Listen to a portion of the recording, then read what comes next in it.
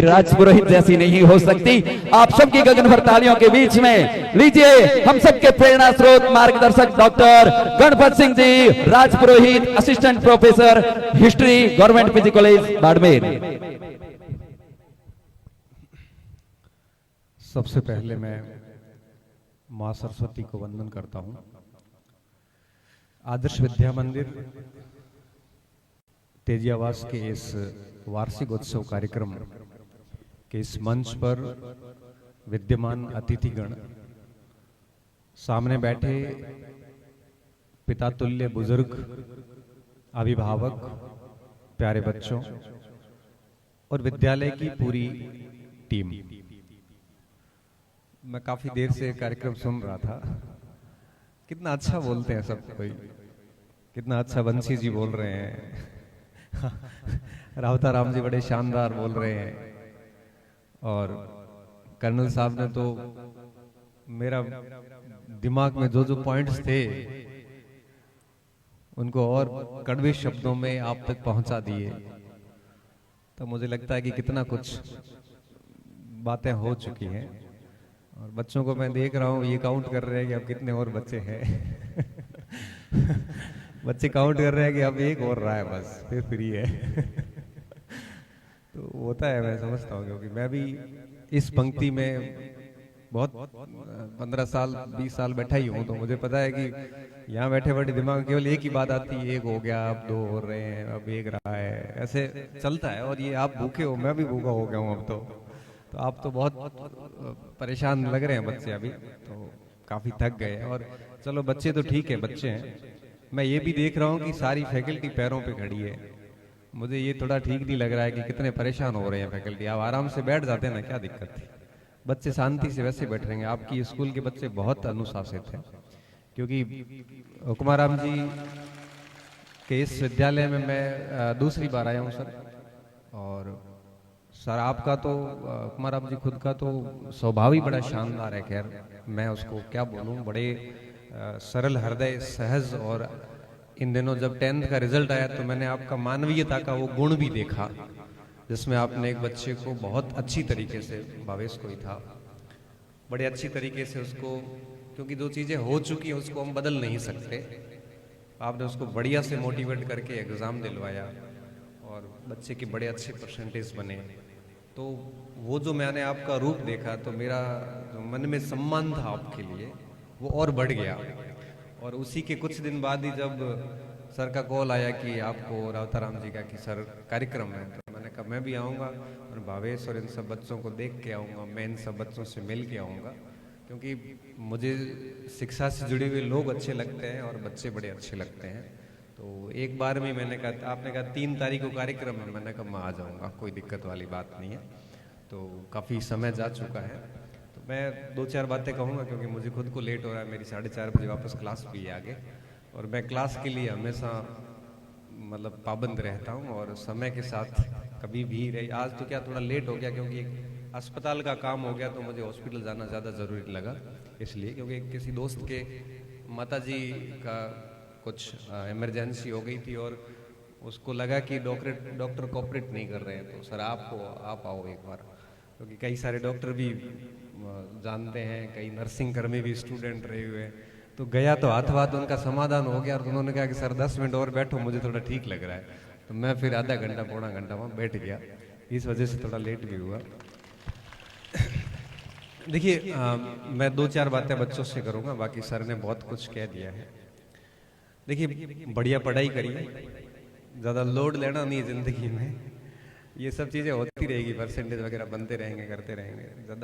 बहुत ज़्यादा सीरियस नहीं होना, जितना फौजी साहब ने आपको सीरियस किया है उतना सीरियस नहीं होना है। बस ये है कि इस सर की पूरी बात का निष्कर्ष ये है कि बस सरल रहो, सहज रहो, जीवन में कभी उलझना नहीं है। बस कोई ऐसा कार्य नहीं करना जो आपको उलझाए। सुबह उठने से लेके शाम को सोने तक आप बड़े सरल होने चाहिए। भूख लगी खाना खा लिया, मन हुआ पढ़ाई कर ली, मन नहीं हुआ खेल कूद लिए, और थोड़ी देर बुजुर्गों के पास बैठ लिए, थोड़ी अच्छी बातें सुन ली, गुरुजनों से बात कर ली, दोस्तों से बात कर ली। जीवन बड़ा सरल रखिए, बस गलत आदतों में नहीं जाना है। अगर आप सरल जीवन रखेंगे तो किसी भी मोड़ पर आप असफल नहीं होंगे। बाकी देखिए, जिस समय आपको पढ़ने की जरूरत महसूस होगी उस समय आप बिना कहे पढ़ना शुरू कर दोगे। उससे पहले जब तक आपको जरूरत नहीं लगेगी उससे पहले आप नहीं पढ़ोगे, ये तय बात है। अभी 12वीं तक तो क्या है कि आपको गुरुजनों ने जबरदस्ती पढ़ाया है, पढ़ पढ़ पढ़ परसेंटेज बनाने ये वो, और उसका आपने बढ़िया परिणाम दिया। उस बात की भी मैं हुक्माराम जी और आपकी पूरी टीम को शुभकामनाएं प्रेषित करता हूं कि आपने 10th और 12th का शानदार रिजल्ट दिया। जिसकी फैकल्टी 4 घंटे से पैरों पे खड़ी रही है तो मैं मान सकता हूं कि इन्होंने आपके ऊपर कितना मेहनत की होगी, आपने वापस रिटर्न भी शानदार दिया है। बट सर मैं क्या मानता हूं कि परिणाम जो अभी आया है ये असली परिणाम नहीं। परिणाम अभी 2026 चल रहा है और आपका परिणाम दिखेगा 5-6 साल बाद, 2032-33 में जाते जाते परिणाम दिखेगा। अब आप में से 2032-33 तक परिणाम कौन दे पाएंगे? असली परिणाम इस विद्यालय का वो है। बाकी अभी 96% 95% बनाने के बाद अगर आप राहें भटक जाते हैं और आपके पास देने के लिए कुछ नहीं है तो मान के चलिए कि ये परसेंटेज कोई काम के नहीं आपके। तो 5-6 साल के बाद में जो परिणाम निकलेगा वो असली परिणाम है। तो आप सभी बच्चों को कहूँगा कि कम परसेंटेज बने हैं तो भी कोई बात नहीं, अच्छे बनी हैं तो अच्छी बात है। खूब मेहनत कीजिए, पढ़ाई कीजिए, आगे कॉलेज आएगी आपके, और कॉलेज का जो समय होता है बड़ा इम्पोर्टेंट समय होता है, बड़ा महत्वपूर्ण समय है उस समय का, उसको अच्छे से बुनाना है। और जीवन के अंदर एक बात हमेशा ध्यान रखना, आपकी डेस्टिनी ने तय कर रखा है आप कहाँ जाओगे। आप में से कौन IAS बनेगा, कौन IPS बनेगा, कौन प्रोफेसर बनेगा, ये आपकी डेस्टिनी ने तय कर रखा है। हमें सिर्फ इतना करना है कि हमें सिर्फ मेहनत करते जाना है। आप कहाँ जाओगे ये तय है।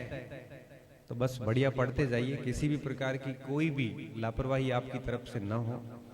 हम उम्मीद करेंगे कि आज से 5-6 साल बाद हम आपको अपने हाथों से सम्मानित करें अच्छे रिजल्ट के लिए, हम आपको अतिथि बनाकर बुलाएं। बस ऐसे कार्य करना, आपकी वजह से हमें आपसे पल्ला झाड़ना ना पड़े, ये नहीं कहना पड़े कि ये मेरा विद्यार्थी नहीं है। बाकी परसेंटेज का मैं एक छोटा सा उदाहरण देके बात खत्म करना चाहूँगा। मैं 10th में था, हमारी क्लास में फर्स्ट रैंक जो थी उस बच्चे का तकरीबन 97% थे और जिले का प्रथम रैंक पर वो विद्यार्थी था। तो वो जिले का प्रथम विद्यार्थी था, मतलब सबसे हाईएस्ट परसेंटेज उसके थे, और मैं उस कक्षा का सबसे लास्ट मुझे लगता विद्यार्थी था।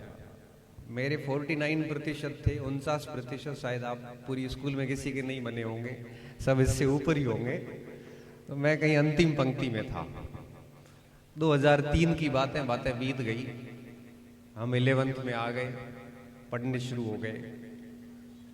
2021 के अंदर क्या होता है, लगभग 18 साल बाद मैं किसी कार्यक्रम में गया जालोर के अंदर। मैं जालोर पढ़ता था 9th 10th में।